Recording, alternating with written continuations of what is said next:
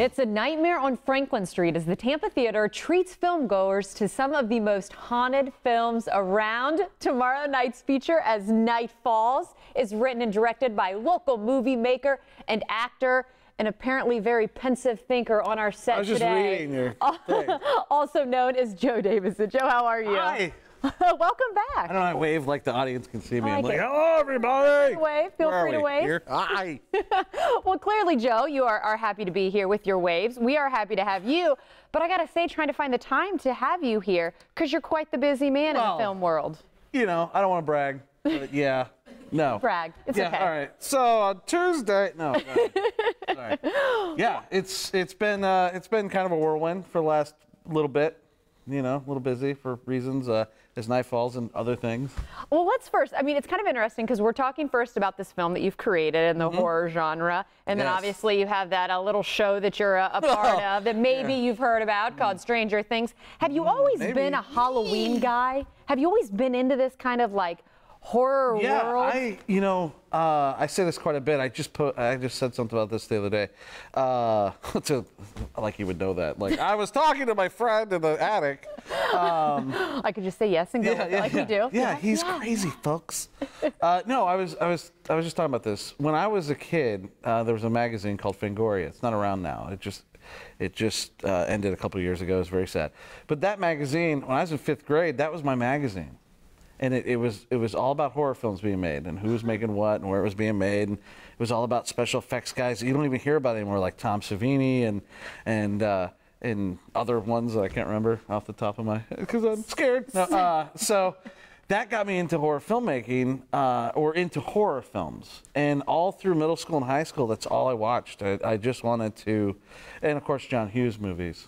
You know, Pretty in Pink, and because those are right in the horror film. So they can be. I mean, in adolescence, Pretty in Pink's pretty terrifying. Good points. Good points. He's breaking films down like you've never questioned before. And let's break your film down a little bit. Yes. Tell people what can they expect if they go to this screening? Heard a lot of gore. Yeah, there's some gore.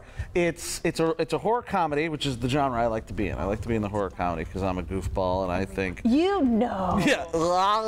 So it's just this horror comedy about a family that moves into a new farmhouse and it's haunted. And then they end up having to fight an evil mother and a father, and a ghost girl comes up to try to warn them to get out of the house. And of course they're like, what are you talking about, ghost girl? I'm not leaving. And then so they end up fighting these people and trying to survive the night. And it's pretty cool. It's some action. It's mostly comedy, you know, and it was shot right in Lutz. We shot it up in Moon Lake, actually.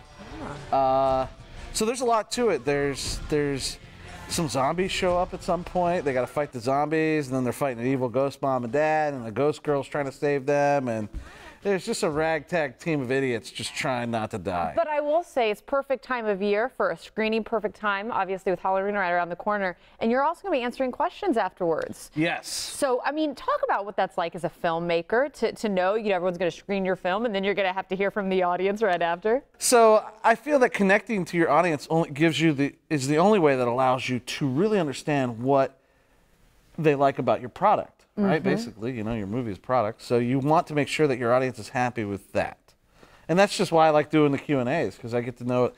You know, a lot of people are like, "Oh, that movie was so lame or cheesy," but why? Tell me why you didn't like that part. You like that feedback. You like that direct conversation. I like it directly because anyone can say anything behind a keyboard.